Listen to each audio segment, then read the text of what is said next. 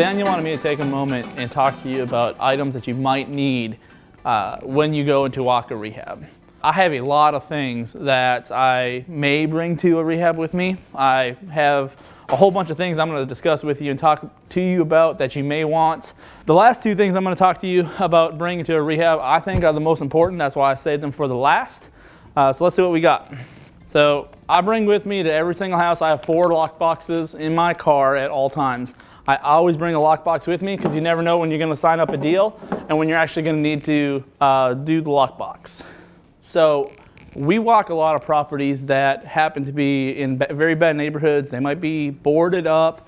Many times I've been to a house where they said, hey, you have to bring a drill in order to get in. So I always bring a drill with me. I also always bring different things as far as drill bits and Phillips heads, regular heads, things like that, because you never know what kind of screws are going to be in the door. However, sometimes I show up and they say, hey, you need to bring a drill to undo the plywood that's around the door or whatever it is, and that turns out that they weren't drilled shut, they were nailed shut. So oftentimes we bring with us a hammer and a crowbar. So essentially the drill, the hammer, and the crowbar is a key. This is how we're going to access some of the houses.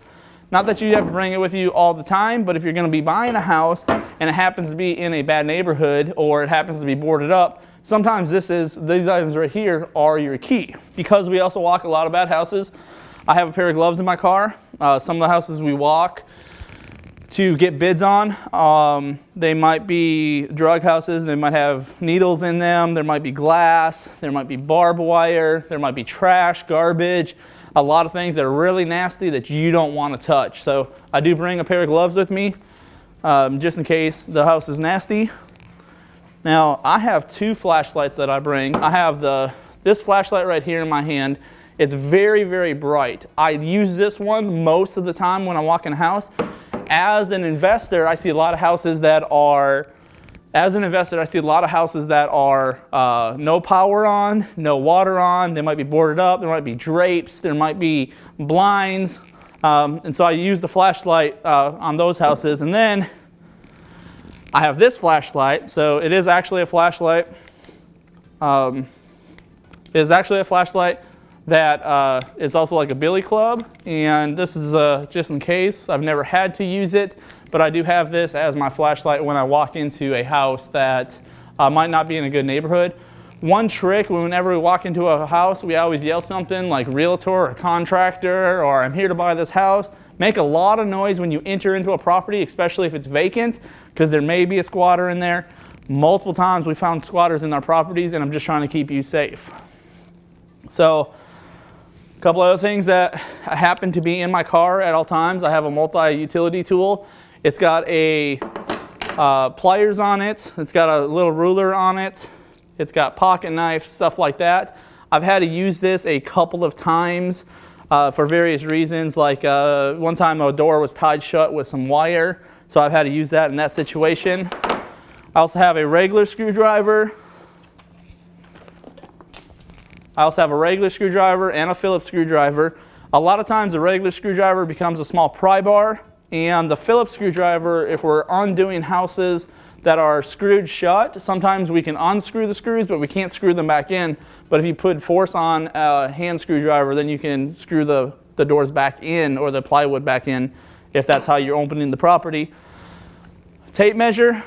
Try to always have a tape measure, or we have a laser measure sometimes. I don't have my laser measure with me today, but typically do a tape measure. This is important, especially if there's additions on the house. You want to know how big the addition is, or if you're going to do a garage conversion, you want to know how big that is. It's also always good to just measure your house, make sure that you're buying the right house, the right proper house. Okay, I have a scissors. It's not as cool to use as some of my other tools, but every once in a while you'll use this.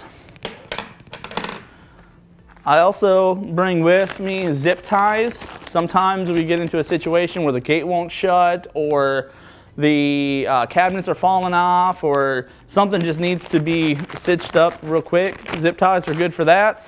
Again, you don't need to bring all this stuff with you if you're walking a house. The most important thing for you to bring is probably this: a pen and a pad of paper. This will allow you to take all the notes that you want. You take notes as you go through the house. I recommend that you take as many notes as possible so then you can compare it against your bids. If you don't have any notes, it's really hard to review if you're getting the right bid from your contractor. You can also do sketches, draw, make notes of unsafe items, things that you have to take care of. But pen and paper, hands down, you need it if you're going to be walking houses. And then in this bin here, you can't really see it too well. I'll open it up here. So this is my little mystery screw bin. It essentially just has a bunch of screws and a bunch of nails in it. And I bring this with because every once in a while something's boarded up. It has screws or nails in it. I take the screws and the nails out and I cannot re-secure the property. Or one time we went and looked at a property. We had just got to the property. A squatter was in there. They kicked open the back door. They left all the burners on the stove. And by bringing my drill and by bringing my screws with me, I could then secure. It wasn't perfect, but at least they couldn't get back in. When they kicked open the door to come in, I just drilled that shut to kind of secure the property. So I do have a variety of screws, nails, staples, things like that. And then here's my two favorite items that I bring. And if you don't get anything else, you need the pen and paper for sure. But if you don't get anything else, you need these two items. The first one is hand sanitizer. You're gonna walk some nasty, nasty houses, and you pretty much need to drink this stuff after you're done walking in rehab because you don't want to touch anything, you don't want to eat anything, you don't want to drink anything without your hand sanitizer. And this one, not a lot of people know about, but we use Deep Woods Off because a lot of the houses we walk, they're nasty, they have fleas, and they have bed bugs. And if you spray yourself with Deep Off before you enter the house, not after, then fleas won't come on you and bed bugs won't come on you. Spray the bottom of your shoes, spray around your shoes. If for some reason you walk a house and get the stuff on you, spray yourself down, wait 10 minutes or so, then go in your car and then spray your car down with it afterwards. It will smell in the beginning, you won't be able to breathe, but it will kill and make sure that mainly bed bugs and fleas enter your property. So here's my list of stuff. I'll just go over what I've laid out just real quick. I got pen, paper, gloves, zip ties. I got a weapon, a flashlight. I got a multi-surface tool. I have a lockbox drill, Phillips screwdriver, regular screwdriver. I have a normal flashlight, a scissors, a hammer, a crowbar, hand sanitizer, screws, and Deep Off. So not that you have to bring all this stuff to you, but on very, very high occasions, I use all this stuff a lot when I'm walking a house, and for a good reason, especially because we walk a lot of houses in the hood, and we need a lot of this stuff to access or to secure the property. My name is Ron Carlson. I'm with Renovation Gurus. I appreciate you taking time to watch all this information. I'm hoping that it benefits you in your investment world, that you are able to buy more houses, that you're wiser, smarter because of this education. Propelio Academy has a lot more videos. Continue to watch them, continue to educate yourself. If for some reason you want to contact me or you want to contact somebody on my team, feel free to reach us at renovationgurus.com. You can also call our 855 number. It's 855-99-GURUS. Gurus translated as 48787. So it'll be 855-99-48787, or you can reach us at admin@renovationgurus.com. If you have questions, if you need a bid, feel free to reach out to us. Thank you for your time.